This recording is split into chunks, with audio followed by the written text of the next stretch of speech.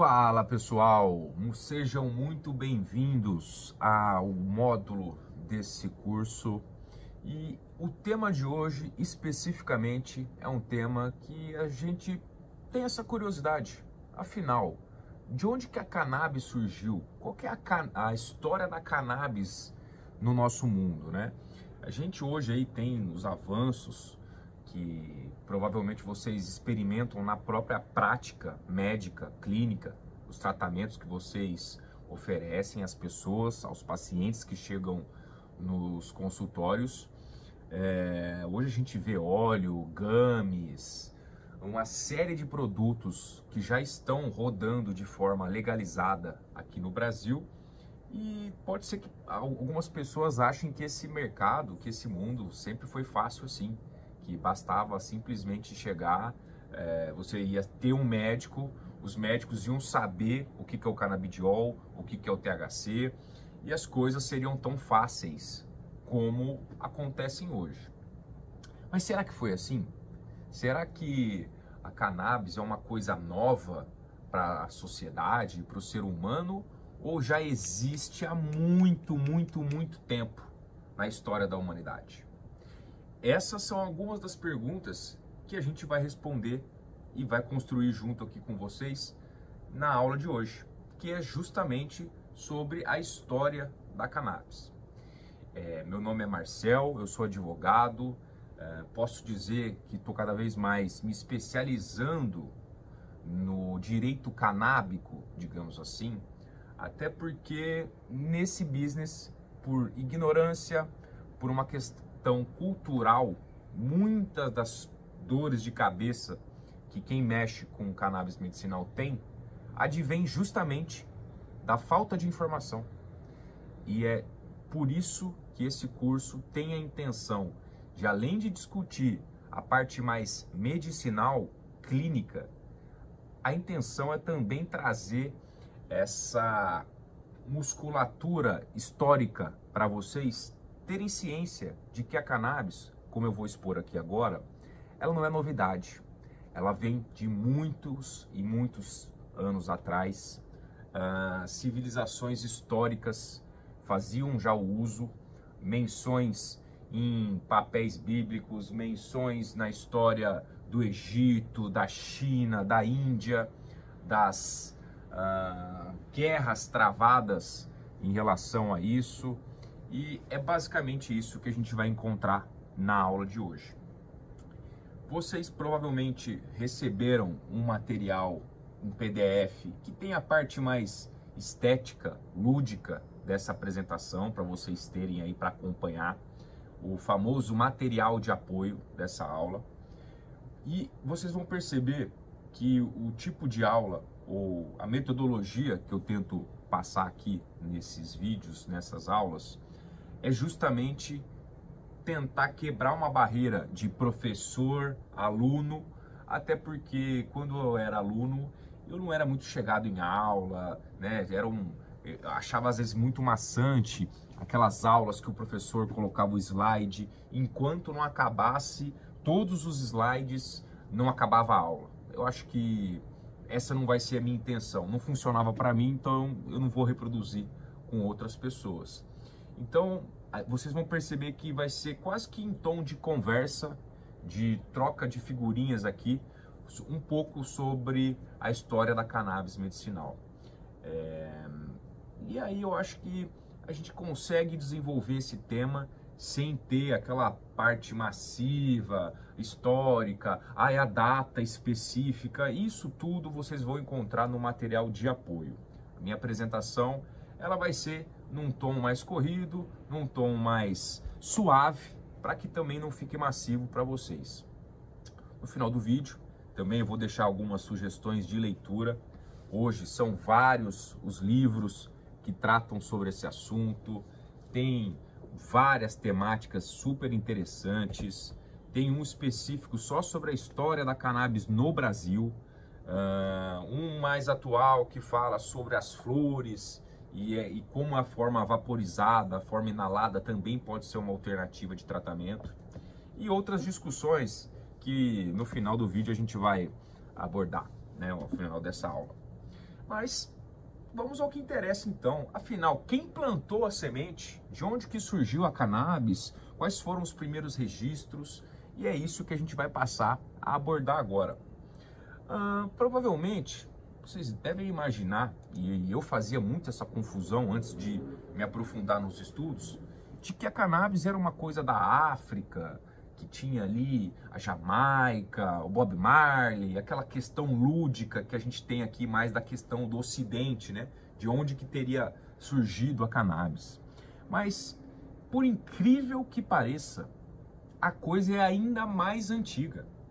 Não é que ela é recente aqui, 1500, 1000, não. Os primeiros registros da cannabis como uso, como posologia, como forma de tratamento, é de antes de Cristo. Então, sabe aquele AC que a gente vê? Ah, isso aí foi antes ou depois de Cristo, né? Que nessa parte histórica que o pessoal costuma colocar nos livros para fazer esse recorte, né? E é justamente há 2000 anos antes de Cristo, lá na China, um imperador aqui que tem um nome meio complicado, eu vou tentar falar para vocês, está aí no material de apoio, que é o Shen Neng da China, teria sido então o imperador que fazia o uso de um chá que teria aí essas funções de relaxamento, que auxiliava ali no bem-estar. E basicamente esse tratamento era o que perdurava ali na época e foi se espalhando. Então, se a gente imaginar a origem dela, em alguns relatos desses papers que a gente encontra nesses livros, remete ali a muito tempo atrás na China. Então, se a gente fosse falar de onde que começou essa história toda, possivelmente a gente pode falar que é na China. De onde que surgiu a primeira, qual a origem biológica da semente? Isso aí é uma questão um pouco mais aprofundada, até da agricultura aí, do pessoal que faz engenharia de alimentos para entender tudo isso, mas culturalmente os registros mostram que há 2000 anos antes de Cristo já tinha um imperadorzinho lá na China que estava desbravando ali um pouco sobre as possibilidades que a cannabis medicinal poderia trazer, né? E isso foi se expandindo principalmente ali no Oriente Médio. Então você começa a ter também registros dessa movimentação ali na Ásia, Oriente Médio, na costa oriental da África, onde começa a ter ali vários tipos de uso, né? Porque você não tinha então uma farmacologia, um livro, um tratado, sei lá, sobre cannabis ou um tratado sobre as medicinas. Então era muito uma questão cultural, como cada povo lidava, como cada povo trazia ali a sua cultura no uso da cannabis, né? Então, da mesma forma que você tinha ali na China o pessoal que usava mais no formato de chá, na Índia você tinha tratamentos que era muito mais numa pegada do vaporizado da extração de hoje, que era o haxixe, para tratar algumas crises, né?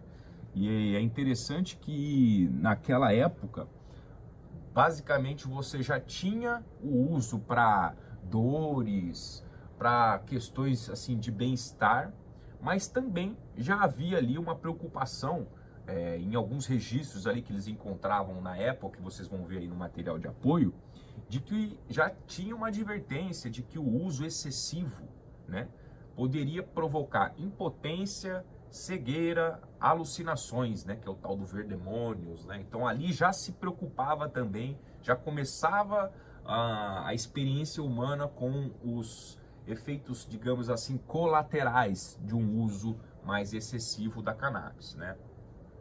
E aí, acho que para vocês da área médica, da área da saúde, vocês devem conhecer esse carinha aqui, né?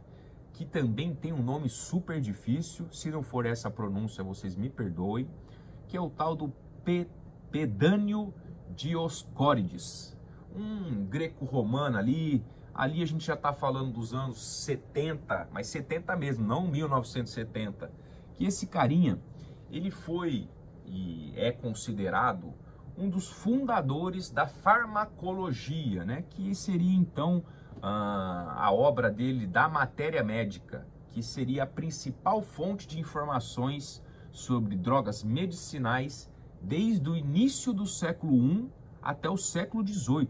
Então esse carinha aqui, provavelmente vocês conhecem muito, porque ele meio que começou a ser a primeira pessoa a centralizar num paper, num livro, quais eram as formas de se tratar, as doenças, as ervas, o que dá para fazer de tratamento com uma certa metodologia, digamos assim.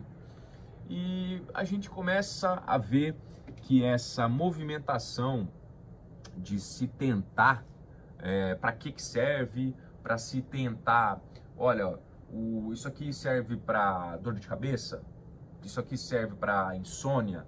Eu acho que isso tudo vem já de uma procura, como vocês podem ver, muito antiga do ser humano para saber o que pode ser usado, se tem ou não fins terapêuticos, né? Então, é legal fazer esse recorte, né? Às vezes a gente acha que a cannabis medicinal aqui no Brasil começou ali em 2014, quando começaram as movimentações de CBD, mas não, isso aqui já é uma busca e uma procura desde muito tempo da humanidade em tentar entender essa planta maravilhosa que a gente está estudando aqui.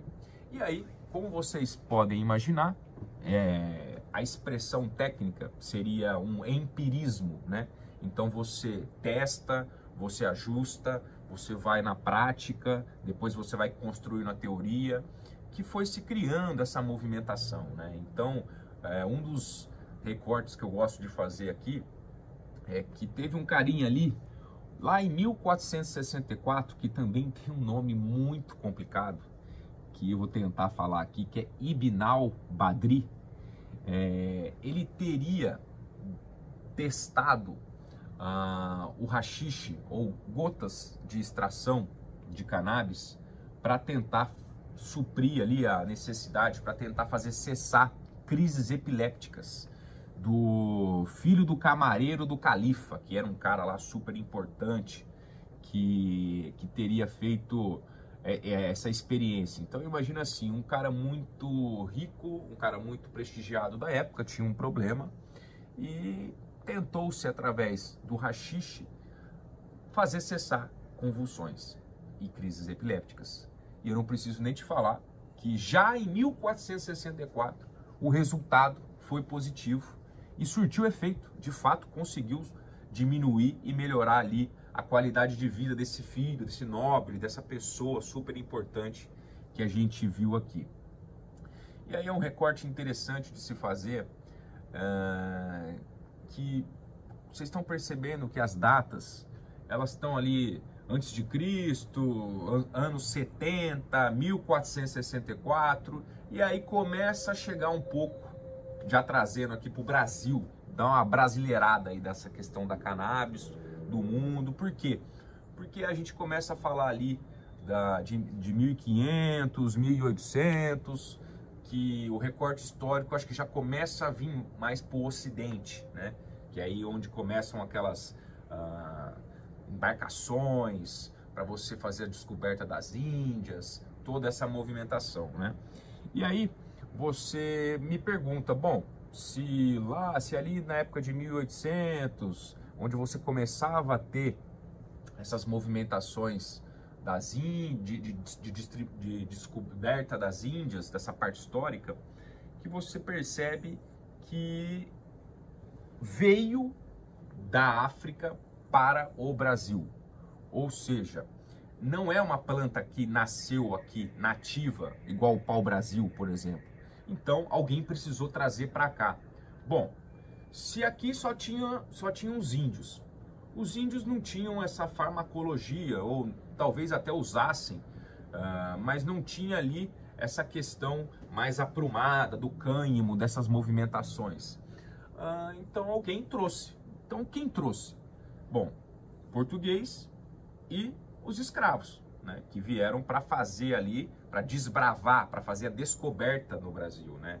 E você começa a ter, inclusive, incentivos para que se plantasse o cânhamo, que seria uma outra variedade da cannabis, que não seria essa aí que a gente conhece mais dos budzinhos.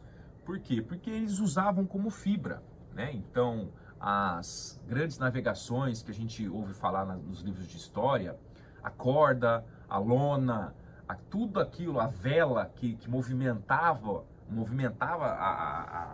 o mundo na época, era feito de cânhamo, do tecido do cânhamo. Por quê? Era muito mais rápido para plantar, muito mais rápido para colher, consequentemente. Então você conseguia ter um nível de produção maior do que se você fizesse de outras matérias mais tradicionais ou de matérias que não tivessem tanto aproveitamento assim, que é a da planta. Inclusive você tem aí uma movimentação da própria coroa incentivando num primeiro momento que se produzisse isso aqui no Brasil. Por quê? Porque aqui, bichão, aqui era para fazer exploração. A gente veio aqui para ser um grande celeiro, né, do mundo. A corte explorava todas as riquezas e mandava tudo para lá, os resultados.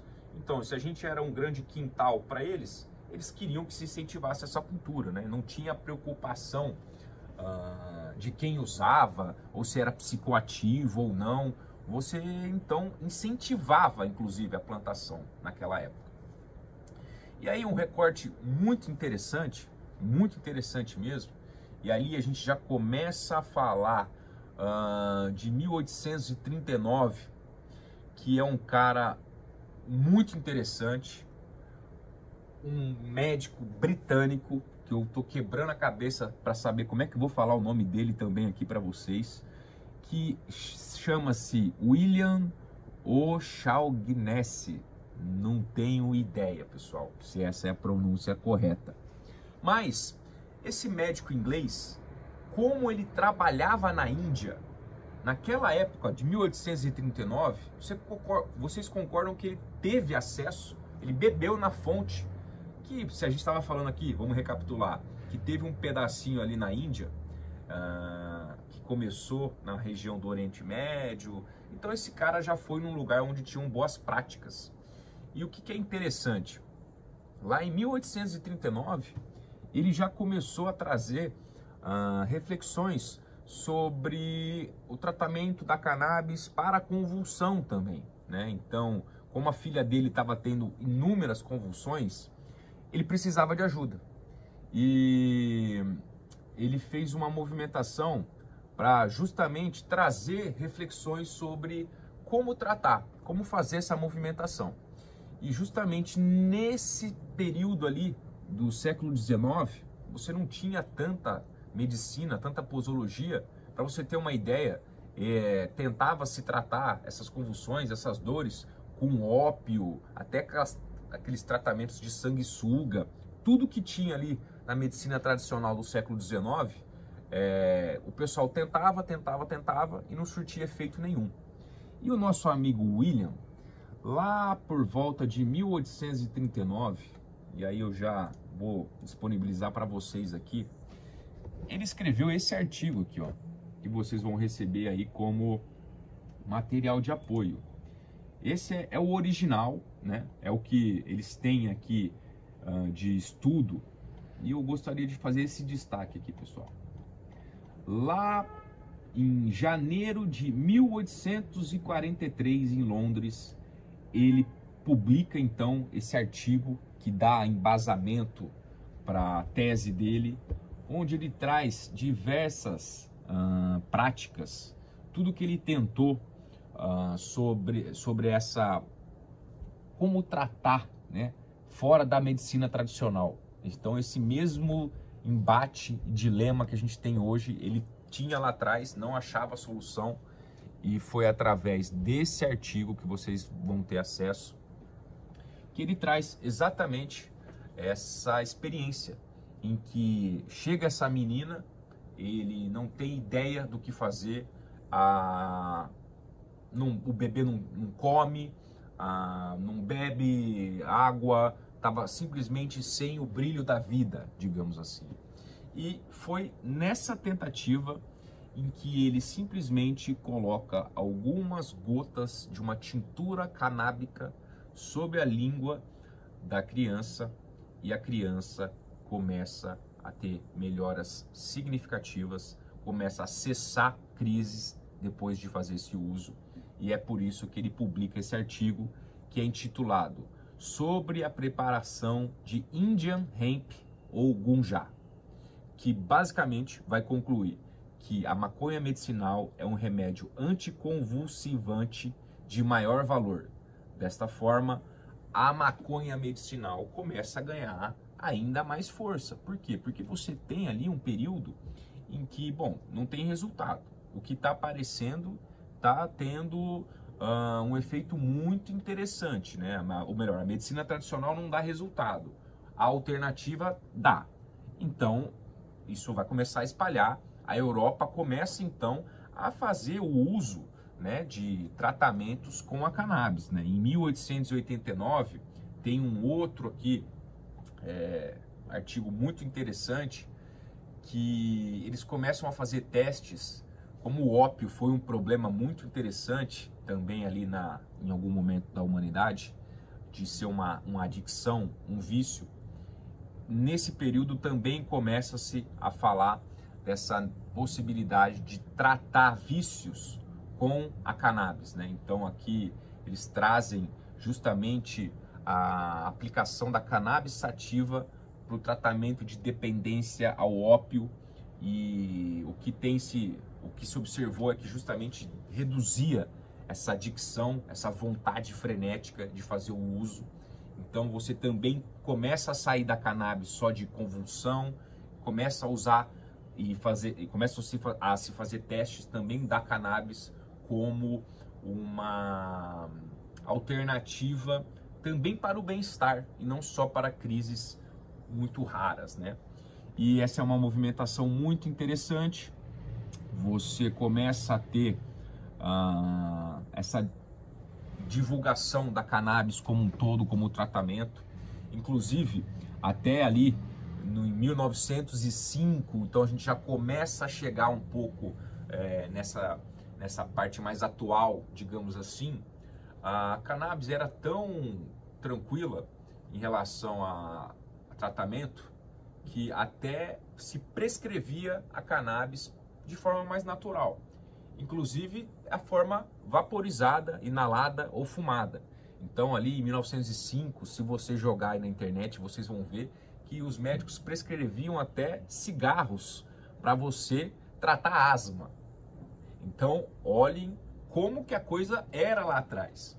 Você não tinha tanto essa questão estética, se fumar fazia mal ou não, se o efeito inalado, se vai ser mais rápido ou não, se o óleo, se são as gummies. Não, lá em 1905 o médico prescrevia a tal da cigarrilha Grimault para tratar asma, catarro, roncadura, flatos, essas doideiras todas aí que você tem da via respiratória, só que fazendo o uso de um cigarro para tratar, né? Então, para você ter ideia como que a coisa estava ali em 1905.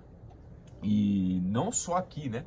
No Brasil, obviamente, mas também no mundo. Você tinha vários tratamentos, vários medicamentos, inclusive até extratos, né, para dores. Então a coisa não era vista como uma droga, uma substância a ser combatida, né?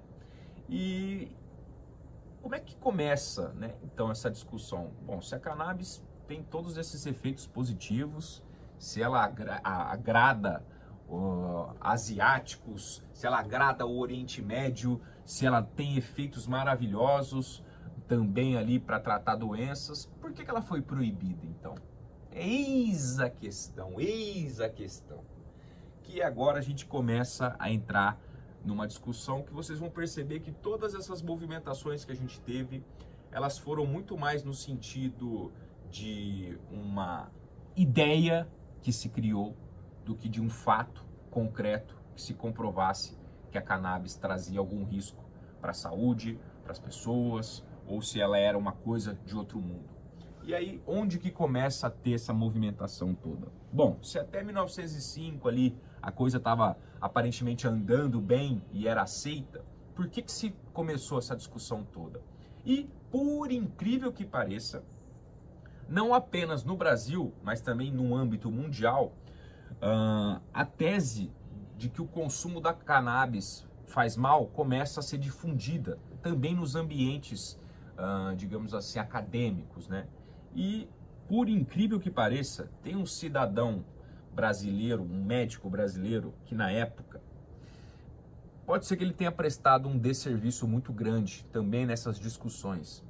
A história desse brasileiro abençoado chama-se Pernambuco Filho. Pernambuco Filho teria sido o cara que, nessas convenções das Ligas das Nações, em Genebra, teria sido o cara que chegou lá, bateu na portinha e falou o seguinte: olha pessoal, a gente tem que tomar cuidado com a cannabis. A cannabis é uma coisa perigosa, pode ser que não seja esse o movimento para se fazer e pode ser que seja mais danoso, inclusive, que o ópio. Bom, olha que cavalo de pau na narrativa. Você tem ali até 1905, 1890, as pessoas tratando dependência com ópio, tratando dependência de ópio com cannabis, e aí vem aqui o cavalo de pau e começa-se a difundir essa tese de que ela teria efeitos e danos até piores do que o próprio ópio. E aí é um recorte interessante que eu queria trazer para vocês aqui. 1924, 1930, o que acontecia no mundo nessa época? Você tinha então uma grande depressão econômica, né? A tal da crise, o grande crash da bolsa de 1929, 1930, que teria sido aquela grande depressão do mercado financeiro, que foi assim, o mundo se prejudicou, a grande crise de 29, onde, porra, os Estados Unidos ficou no chão, ficou aquela coisa toda doida. E aí vocês vão perceber, pelas coincidências de narrativas, de que, bom, no Brasil em 1924 começa essa discussão de levar para o mundo, de que não funciona, e esse livro vai abordar muito bem essa questão, exatamente nesse período, que é a cannabis, a ilegalização da maconha nos Estados Unidos, de Max Brown. Esse livro, por que ele é bacana? Ele não é escrito da forma tradicional, ele traz aqui de uma forma bem lúdica, com desenhos, com charges, de como que o argumento de ilegalização surgiu basicamente de um lobby, exatamente. Por quê? Você tem, então, 1929, 1930, uma crise do caramba. Os americanos mesmo de sangue, digamos assim, sem empregos, né? Então o emprego era uma coisa muito disputada. E aí você começa a disputar os empregos com os imigrantes. Quem eram os imigrantes da época, né? Eram os mexicanos, os hispânicos, os latinos. E como é que a gente vai falar que esses caras não podem trabalhar? Bom, não pode chegar e falar o seguinte: olha, o latino, o brasileiro, ou sei lá, você não vai trabalhar aqui, a gente só vai contratar americano. Não, eles não podiam fazer isso. Eles precisavam justamente de um argumento para ir atrás dos hábitos, dos costumes, porque, bom, eu te prendo se o mexicano fuma um cigarro de maconha, então eu vou falar que a maconha é ruim, porque consequentemente, se ele fuma, eu vou pegar ele, eu vou ter uma justificativa de poder falar, você não e ele sim. Então você começa a ter essa narrativa de que faz mal, de que a erva, se a sua filha fumar, ela vai desandar na vida, de que teriam alucinações, a coisa começa a tomar uma proporção ainda maior.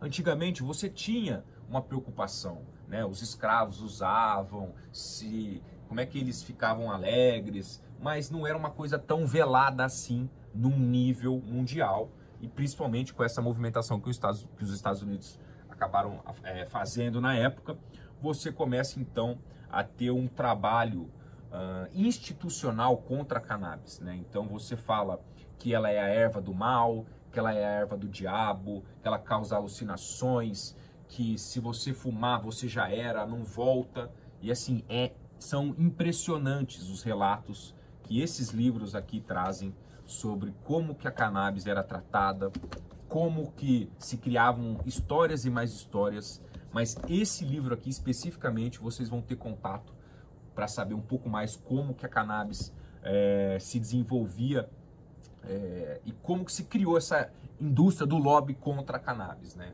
Então é nesse período aqui da Grande Depressão que você começa a ter essas movimentações de perseguir quem consumia cannabis, não pelos efeitos dela, mas sim quem usava elas, né? Então, de novo, não é o que, mas sim o que se consumia, né? Então, a gente não está falando assim da substância THC, da substância CBD, não. Se você era hispânico, latino, negro, você já automaticamente poderia fazer o uso cultural dessa planta. Então, a gente vai proibir isso, porque aí eu vou conseguir ter uma justificativa prática para não te contratar, para não te dar os benefícios e até para privilegiar pessoas daquela época que não faziam uso, né, que controlavam a narrativa e a indústria, digamos assim, da época e defendiam interesses. Bom, a gente vai andando, a coisa vai acontecendo, a cannabis cada vez mais foi caindo na ilegalidade, foi caindo nessa questão cultural de que ela fazia mal, de que era uma coisa para se deixar para trás, até que a ONU determinou ali em 1960 de que as drogas são ruins para a sociedade e o bem-estar da humanidade e, portanto, eram necessárias ações coordenadas e universais para se reprimir seu uso. E logo, com isso, se vamos ter ações coordenadas e universais, quer dizer que o mundo inteiro agora vai começar a bater na cannabis.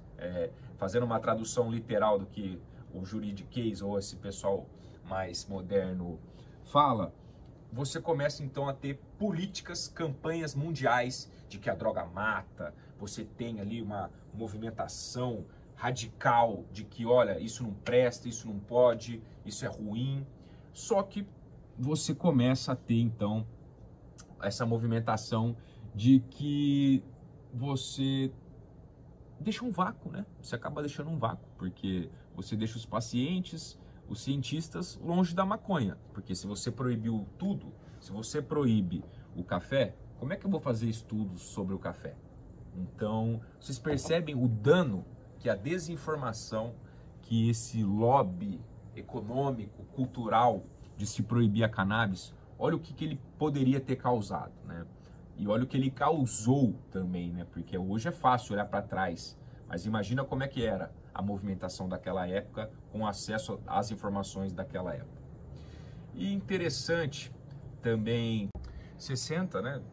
Basicamente nesse período que você começa então, já que ficou muito prejudicada essa questão medicinal, já que a cannabis então passa a ser perseguida até pela própria ONU, né? Então você afastou a matéria-prima das pesquisas. Logo você teve aí um vazio, né, da cannabis medicinal em termos de estudos, até que um cidadãozinho muito interessante e que mesmo com todas as proibições que aconteciam nos Estados Unidos, na Europa e essas movimentações das campanhas universais, o professor Rafael Michelin, que é sensacional, do Departamento de Química Medicinal de Produtos Naturais da Escola Hebraica de Jerusalém, vai lá e isola o canabidiol e no ano seguinte o THC. O que é isolar? É descobrir a forma, né? Então esse senhorzinho aqui, ó, que vocês estão vendo, esse cidadão aqui foi o cara que isolou a fórmula da cannabis, né? Aqueles anéis, fórmula THC.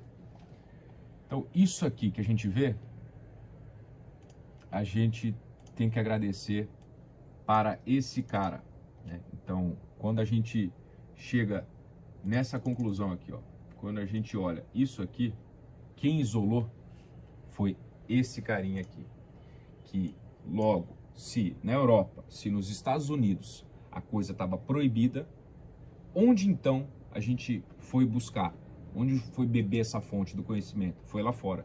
E graças a essa movimentação que você e eu hoje, a gente conhece e sabe o que é o CBD, o que é o THC.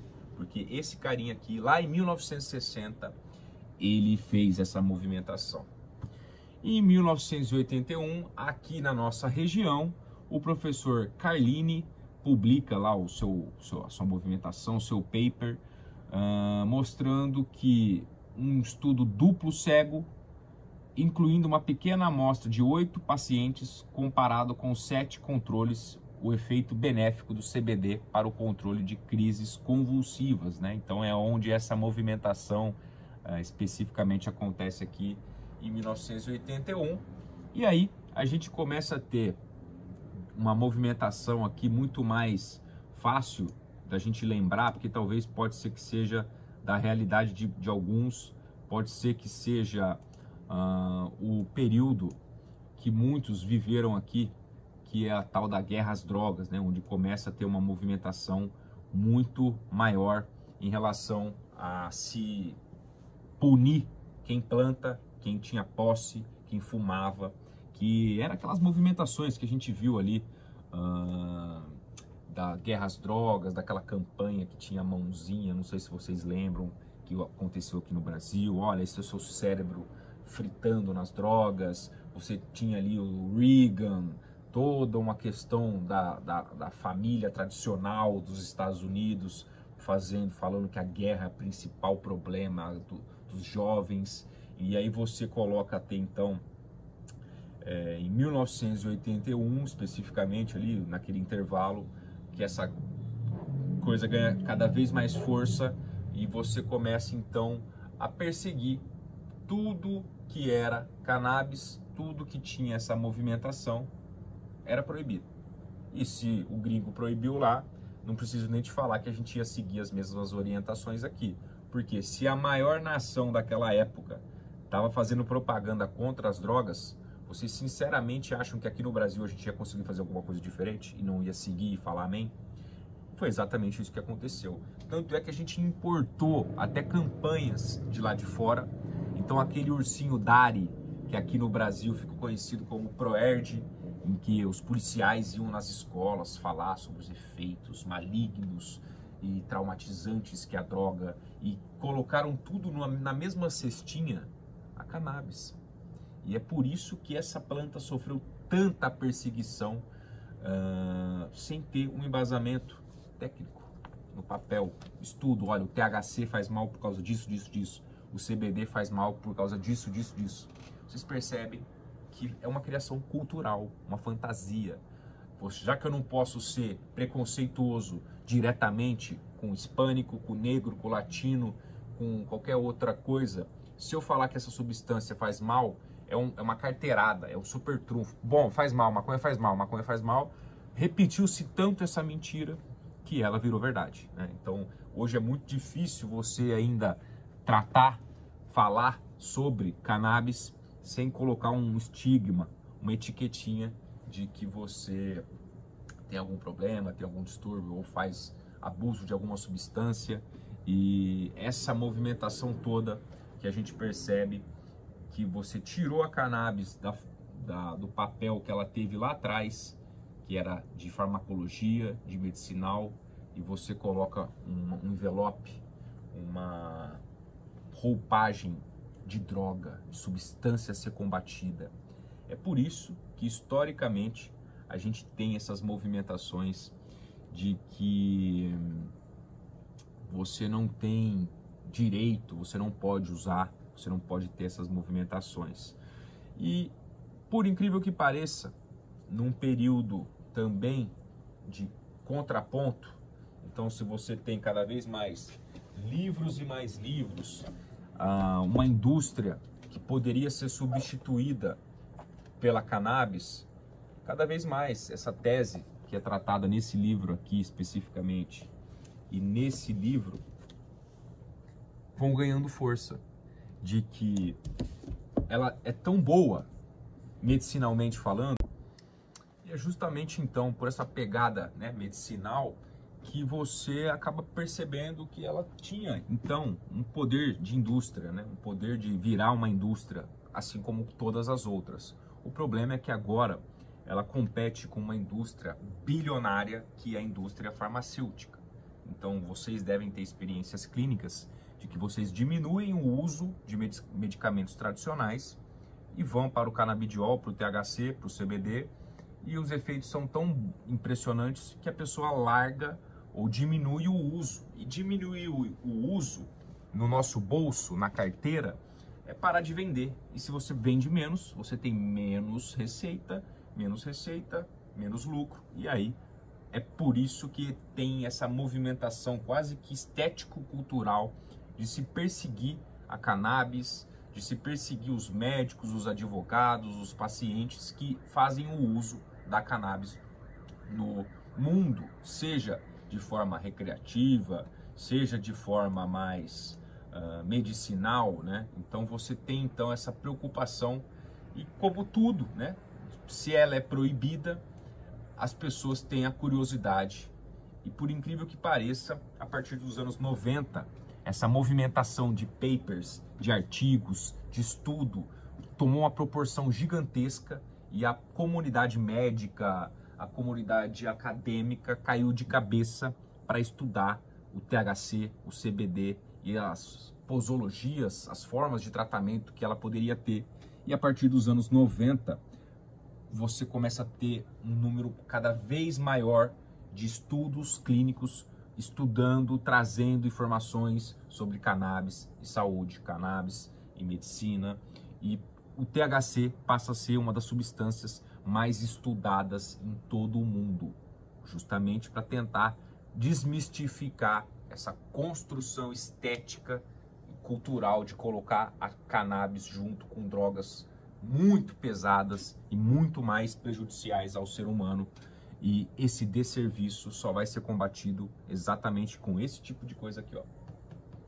Livros e mais livros, canais de YouTube, entrevistas, as pessoas dando a cara, cursos como esses. São através dessas plataformas que a gente vai conseguir levar informação de qualidade e principalmente informação que tenha uma roupagem que as pessoas aceitem mais do que simplesmente colocar uma barreira na porta e falar, olha, não discutimos esse assunto. Ao invés da gente colocar barreiras, a gente devia aumentar a mesa e colocar todo mundo nessa discussão. Médicos, autoridades, juízes, membros da Anvisa, porque hoje, mesmo com essa quantidade de estudos gigantescas, legislações mudando no mundo inteiro, legalizações, descriminalizações, a gente ainda enfrenta muito tabu quando a gente fala de cannabis medicinal. Hoje a Anvisa proibiu as flores, proibiu algumas práticas, mas não esqueçam do juramento que vocês fizeram lá atrás de Hipócrates, de tratar o paciente de vocês. Sempre com prudência, com bom senso, se informando, dando explicações, a gente vai conseguir quebrar essa barreira que foi colocada lá atrás, como vocês acompanharam nessas aulas. Meu nome, de novo, é Marcel. Quero deixar todos os meus contatos, todos os meus meios que eu possa atender vocês, para que a gente consiga criar cada vez mais pontos de diálogo a respeito desse tema. Os livros eu vou deixar em algum lugar aí, o que eu indico de literatura, né? Esse livro, esse do Siddhartha Ribeiro, As Flores do Bem. A Ilegalização, que, pô, esse livro é sensacional, vocês precisam ler.